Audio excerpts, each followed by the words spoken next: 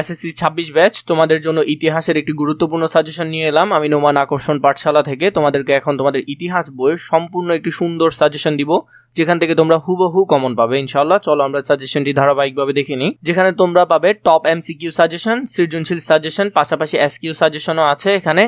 চলো আমরা দেখে নিই। প্রথমে আমরা জানি আমাদের 26-এ দ্বিতীয় অধ্যায় আছে মিশরীয়দের লিখন পদ্ধতিকে কি বলা হতো। আমরা জানি হায়ারোগ্লিফিক বা পবিত্র অক্ষর বলা হতো। এটি আনুমানিক 24টা ছিল মনে হয়, একটু বই থেকে কনফার্ম হয়ে নিবে।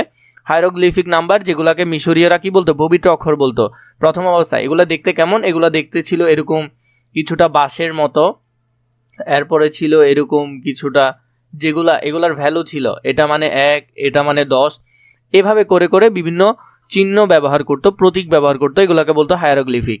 মিশরীয়দের কাছে ধর্ম এত গুরুত্বপূর্ণ ছিল কেন?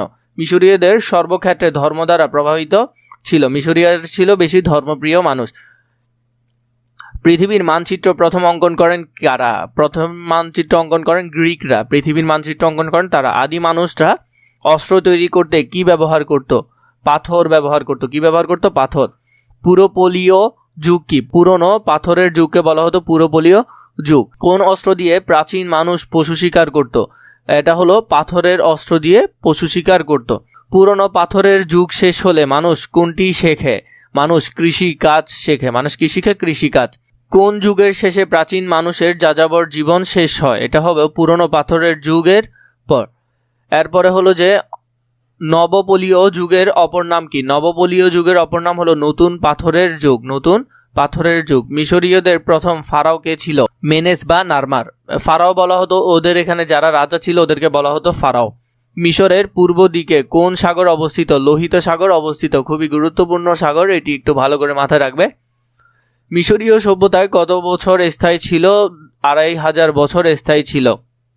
মিশরীয়দের সূর্য দেবতার নাম কি ছিল? রে বা আমন রে। খুব বেশি গুরুত্বপূর্ণ, বই থেকে এটা প্রায় আসে, ভালো করে দেখবে এটা। নীলদের দেবতার নাম ছিল ওসিরিস। এটা খুবই ভালো করে মাথায় রাখবে, এটা পরীক্ষায় আসে। মিশরীয়দের প্রিয় রং কি ছিল?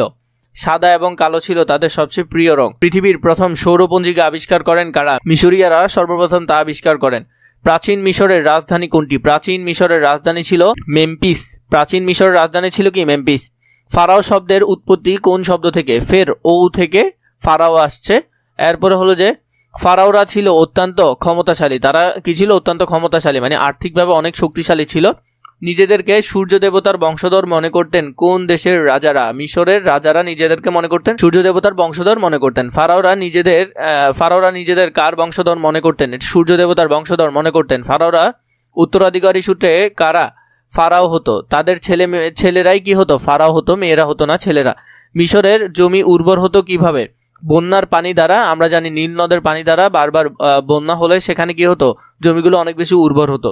মৃত ব্যক্তি আবার একদিন বেঁচে উঠবে এমন ধারণা দেয় কারা? মিশরীয়রা এই ধারণাটা দেয়। সিন্ধু সভ্যতায় সমাজ কয়টি শ্রেণীতে বিভক্ত ছিল? 2টি শ্রেণীতে বিভক্ত ছিল। সিন্ধু সভ্যতায় পারিবারিক ব্যবস্থা কেমন ছিল? সেটি ছিল মাতৃতান্ত্রিক। সিন্ধু সভ্যতা কি ছিল? মাতৃতান্ত্রিক, যেখানে মারাই প্রাধান্য ছিল। সিন্ধু সভ্যতার কৃষকরা কোথায় বাস করত? গ্রামে বাস করত। কোথায় বাস করত? গ্রামে। ব্রোঞ্জের উৎপাদন কি কি? তামা এবং টিন। তামা এবং ব্রোঞ্জের মিশ্রণটা ছিল তামা এবং টিন দ্বারা, এটা মনে রাখবে। সিন্ধু সভ্যতায় অধিবাসীরা কিসের ব্যবহার জানতো না? লোহার ব্যবহার জানতো না। মিশরীয়দের লেখার সময় মনোভাব কেমন থাকতো? আনন্দপূর্ণ থাকতো। এরপরে ছিল কোন সভ্যতাকে হরপ্পা সংস্কৃতি বলা হয়? সিন্ধু সভ্যতাকে হরপ্পা সংস্কৃতি বলা হয়। কোন সভ্যতায় আবিষ্কারের কাহিনী চমকপ্রদ? এটি হবে সিন্ধু সভ্যতায় আবিষ্কৃত কাহিনী ছিল চমকপ্রদ। সিন্ধু প্রদেশে কোন দেশে অবস্থিত? সিন্ধু ছিল পাকিস্তান প্রদেশে অবস্থিত। লারকানা জেলা কোন প্রদেশের অন্তর্গত? সিন্ধু প্রদেশের অন্তর্গত। মহেঞ্জোদারো শহরের মাটির টিবি কেমন ছিল? এটি ছিল উঁচু। এরপরে ছিল মরা মানুষের ঢিবি বলতে বোঝায় মহেঞ্জোদারোদেরকে। এরপরে হলো পরিকল্পিত নগরী কোন সভ্যতার আহ্বান? এটি হবে সিন্ধু। সিন্ধু সভ্যতায় পরিবার পদ্ধতি কেমন ছিল? এটি ছিল একক পরিবার। সিন্ধু সভ্যতায় ঘর বাড়িগুলো কয়তলা বিশিষ্ট ছিল? 2-3 তলা বিশিষ্ট ছিল। মনে রাখবে মহেঞ্জোদারোদের স্থাপত্যের মধ্যে উল্লেখযোগ্য বৃহৎ মিলনায়তনটি কত ফুট জায়গা জুড়ে তৈরি হয়েছিল? 80 ফুট জায়গা জুড়ে। কত ফুট? 80 ফুট। হরপ্পাতে কি পাওয়া গেছে? হরপ্পাতে শস্য সাগর পাওয়া গেছে। হরপ্পাতে বৃহৎ সন্ন্যাসাগার কোথায় পাওয়া যায়? এটি মহেঞ্জোদারোতে পাওয়া যায়। সিন্ধু সভ্যতার যুগ কতটি ভাস্কর্য মূর্তি পাওয়া গেছে? 13টি ভাস্কর্য মূর্তি পাওয়া গেছে। মহেঞ্জোদারোতে কোন ধরনের মূর্তি পাওয়া গেছে? নারী মূর্তি পাওয়া গেছে। মহেঞ্জোদারোতে কতগুলো শিল পাওয়া গেছে? এটি হবে 2500 শিল পাওয়া গেছে। ইলিয়ড ও ওডিসি কোন ধরনের রচনা? এটি ছিল মহাকাব্য ধর্মীয় রচনা, মনে রাখবে। এরপরে ছিল ইজিয়ান সভ্যতা আবিষ্কৃত হয় কত শতকে? 19 শতকে সেটি আবিষ্কৃত হয়। গ্রিকরা প্রথম অঙ্কন করেন পৃথিবীর মানচিত্র প্রথম অঙ্কন করেন কারা? গ্রিকরা। গ্রিক সভ্যতা গড়ে ওঠে কিভাবে? গ্রিক সভ্যতা ক্ষুদ্র ক্ষুদ্র দ্বীপ দিয়ে গঠিত হয়। গ্রিক সভ্যতাকে কত ভাগে ভাগ করা যায়? 2 ভাগে ভাগ করা যায়। এরপরে যদি আমরা দেখি ইতিহাস দ্বিতীয় অধ্যায়ের যে জ্ঞানমূলক কোশ্চেনগুলো আছে এখান থেকে কমন আসতে পারে হুবহু।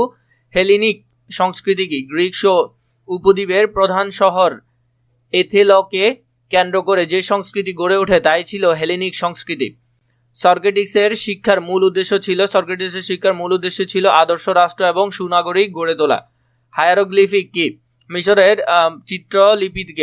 মিশরের চিত্রলিপিকে বলা হয় হায়ারোগ্লিফিক বা পবিত্র অক্ষর। একটু আগেই তোমাদেরকে বললাম পবিত্র অক্ষর। রোমান সভ্যতাকে সবচেয়ে গুরুত্বপূর্ণ অবদান ছিল কোন ক্ষেত্রে? রোমান সভ্যতার সবচেয়ে বেশি গুরুত্ব ছিল আইনের ক্ষেত্রে। তাহলে এটা মনে রাখবে, গুরুত্বপূর্ণ এটা। ইলিয়ড ও ওডিসি মহাকাব্যের রচয়িতা ছিল হোমার। কে ছিল? হোমার। রাসেটা স্টোন কি? রাসেটা স্টোন মিশরের আবিষ্কৃত একটি পাথর যাতে হায়ারোগ্লিফিক ভাষায় প্রাচীন মিশরের অনেক তথ্য জানা যায়। কোন সভ্যতায় অধিবাসীরা দ্রব্যের ওজন পরিমাপ করতে শিখেছিল? সিন্ধু সভ্যতায় অধিবাসীরা দ্রব্যের ওজন পরিমাপ করতে শিখেছিল। প্রাচীন মিশরের সূর্য দেবতার নাম ছিল আমন রে। কে ছিল? আমন রে। মিশরীয় সভ্যতার অন্যতম প্রধান আবিষ্কার কি ছিল? হায়ারোগ্লিফিক লিপি আবিষ্কার ছিল মিশরীয় সভ্যতার অন্যতম প্রধান আবিষ্কার।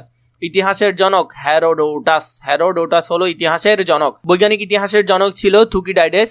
এরপরে ছিল কি? কারা 365 দিনে বছর গণনার আবিষ্কার করেন? মিশরীয়রা। এটা আবিষ্কার করেন কারা? মিশরীয়রা।